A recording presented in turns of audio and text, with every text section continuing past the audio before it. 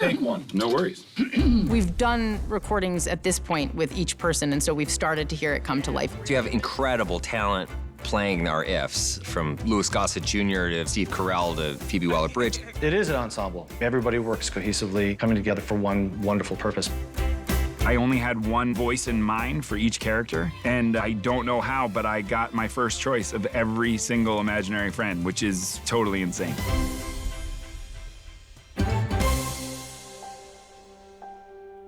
My dream was if I could get the most specific type of actors and performers to do these parts, I would have my job done for me, because those voices are so specific, so funny, so bright, and have so much emotion to them. Oh! I never dreamt that I would get the cast that I did.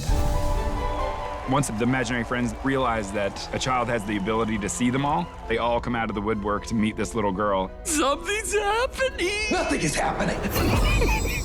Oh my God! Oh my God! Are you kidding me? Blue is played by a up-and-comer named Steve Carell, and getting to work with Steve on this movie was like no other experience. If you could ever envision the personification of a character like Blue, who is larger than life, who you want to hug at all times, and who can make you laugh and make you cry and make you feel, there's nobody more perfect to do that than Steve. Come on! The video of him doing the ADR sessions, it's magical. Just watching him perform it is great, and being a huge Office fan, it's wonderful that he and John are working together again. To be able to dive into something completely different, and getting to watch him do this voice was phenomenal. He just gets cranky when people touch his stuff. I don't think anybody brings that level of energy, that level of comedy, and that level of warmth all in one go. You could save all of us. You need someone like him to come in and be that warm invitation back to your childhood. That's who he is. Oh, wow. Hi. Oh, God. Blossom, who's played by Phoebe Waller-Bridge. I think John always had Fiona Shaw in mind to play Grandma.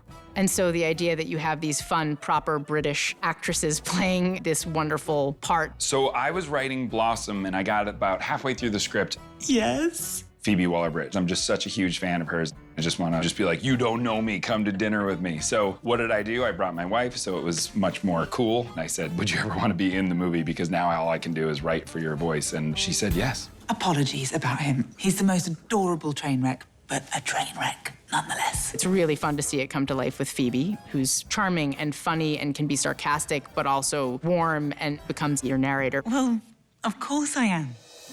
Hello, Elizabeth.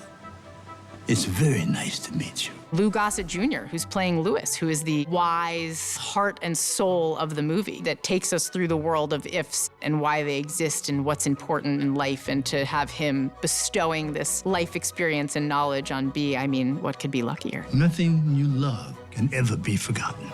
The one and only Louis Gossett Jr., who was always one of my favorite actors growing up, I would do anything to work with him. So I reached out and I wrote the part for him, and he said yes. Shall we? Thought you'd never ask. Hey, Cal. Good God, Cosmo! One of my favorite characters is a kid that invented an imaginary friend during the Cold War. This character is called Cosmo, and he's a super spy. That's played by Chris Maloney. Good luck, short stack. It's all up to you. There's a personified flower, so it's a flower that can walk around and talk, and that's played by Matt Damon. Wow, look at that. There's a unicorn played by Emily Blunt. I put her through a rigorous audition process, but she made it. Oh my gosh! This is just so exciting! There's a character named Ice you would imagine would be a solid block of ice, but instead he's an ice cube in a half-filled glass of water. Is it possible that kids are just the worst? Oh my God, is that a kid? Magic Mouse, when his child invented him, they did magic shows for the parents and for the aunts and the uncles. And he's played by the unbelievably hilarious Sebastian Maniscalco. See, that's what I'm talking about. Guardian Dog, which is played by Sam Rockwell. You know what I'm saying? His biggest fear is who's watching over Poughkeepsie, New York, because that was his jurisdiction. Poughkeepsie? Come on, Dad. The art teacher in the retirement home for imaginary friends is played by Richard Jenkins. You still owe me $20 from that phone party. Yeah, we said we're never gonna talk about that with words.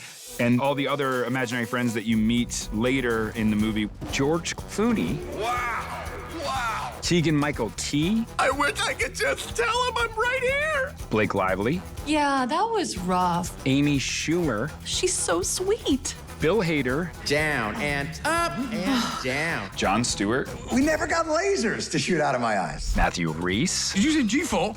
I have bingo. Maya Rudolph, All kids are scared of the dark. and Aquafina. Well, sometimes when I get nervous, oh dear God. Thanks for doing this. It really means a whole lot.